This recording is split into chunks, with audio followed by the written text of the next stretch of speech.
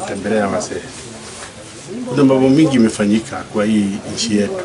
Nchi ilipiganiwa uhuru na watu wengi wakafa, damu ikamwagika. Na ikiashiriwa tu wanasiasa, hii nchi inaweza haribika. Sababu hata tunaona ile mwelekeo wanasiasa wanapeleka watoto wetu sio ile njia nzuri. Kwa hiyo ndio sababu tumefika hapa tuongee na ndugu zetu wa Luhya. Tuelezane kama wazee, hii nchi tutaipeleka namna gani, ili kama ni wazee tuanze kukanya hata wanasiasa. Ile maneno ya kuendesha hii nchi sio vile wanafikiria. Wengi ni watoto wako wanajua pali nchi ilitolewa na wazee. Kama sasa tuko kwa hii area ya Bwana Meme na tunasikia vile alijisacrifice mwenyewe kwa sababu ya kupigania uhuru wa hii nchi yetu. Kwa hivyo kama wazee tutaendelea, tutashikana na ndugu zetu wa Luhya na wale wengine wote tuokoe nchi yetu, kwa sababu hatuwezi ashiria hii nchi kwa mikono ya wanasiasa peke yao. Ndio sababu tuko hapa tuongeleshane na tujue vile tutaendesha, kwa sababu ya diaba ya watoto wetu na wajukuu wetu. Kama sisi wa Afrika na sana sana wa Kenya, ukienda kwa kila kabila wanajua Mungu alikuwa kwa sio wazungu walituletea Mungu. Na Mungu alikuwa anatuongelesha na atuonyesha njia. Na wakati huu tena turudie Mungu wetu.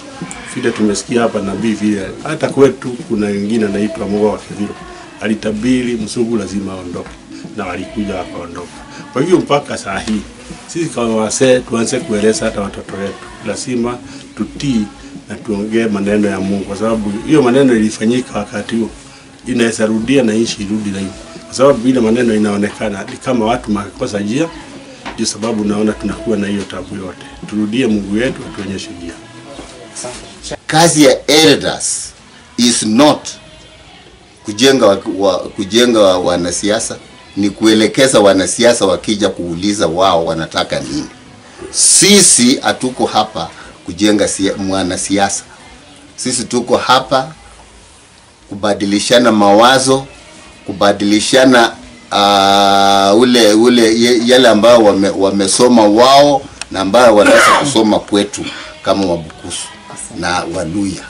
Amekuja kuona hawa watu ambao walipigania huu uhuru. Mumeambiwa Mzee Kenyatta alikuwa hapa. Kwa nini tembea hizo njia zote kuja hapa?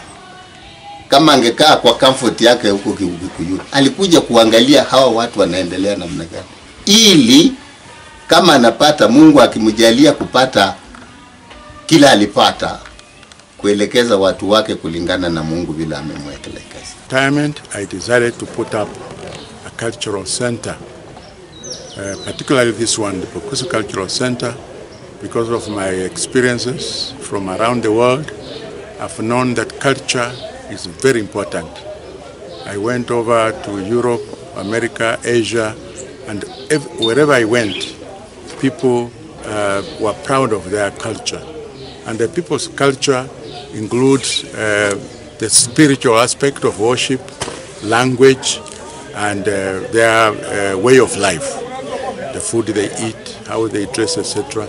So that motivated me to put up the Bukusu group in the Luhya community. Is the largest population. It's kama mtoto wa mbele, the firstborn, and therefore I'm glad to see that our friends from Kikuyu land have traveled to come and see what's around. We are very happy to have them with us here. Professor, the major questions I've been asking, the name Maina is very popular, but Maina is also in the Bukusu clans. So Maina, as a Bukusu, migrated from Bukusu land and traveled far away and ended up in Mount Kenya. That's why they also have a similar. And also they are our cousins actually, and therefore there's a lot we share, and it's important for them to trace their roots.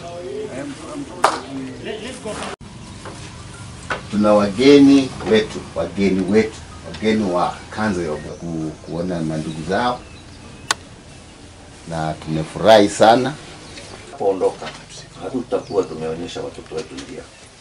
Asante. Nitajulisha kwenu mwenye kusimamia hii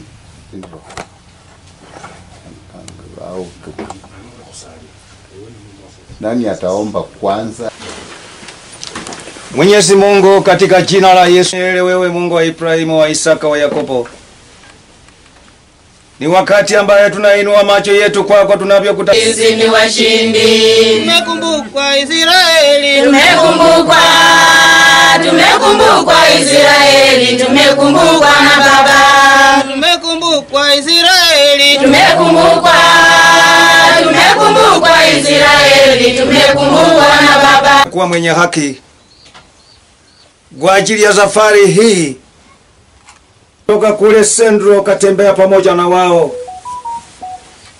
Wamefika mji wetu wa yote ambaye anaelekezwa ni wewe. Yaani nayo ni wewe. Kwa hivyo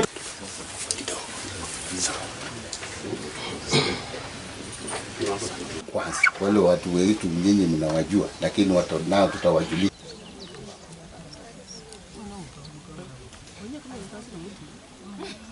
Ndio tuweze kusema, wakisha introduce tutasema neno, tauliza mwenyekiti, na kama ndugu yako yuko anakaa Uganda na mwingine anakaa Kenya, si akija ni mgeni.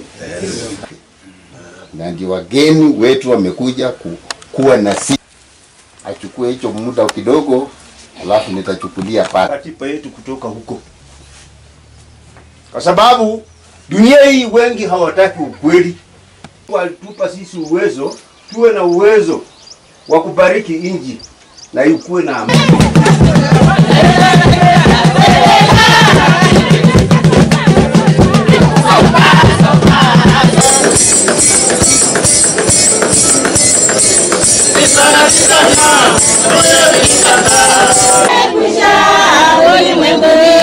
Karibu ama kuchenga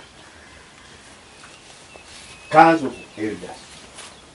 Sasa kwa wakati huu, Ingia Yerusalemu,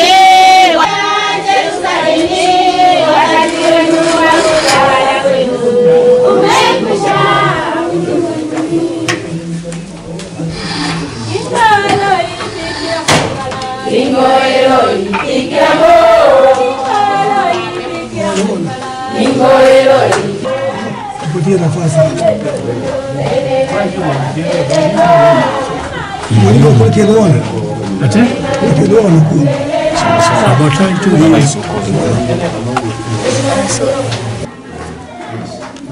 Tunataka tumulike namna hiyo. yes.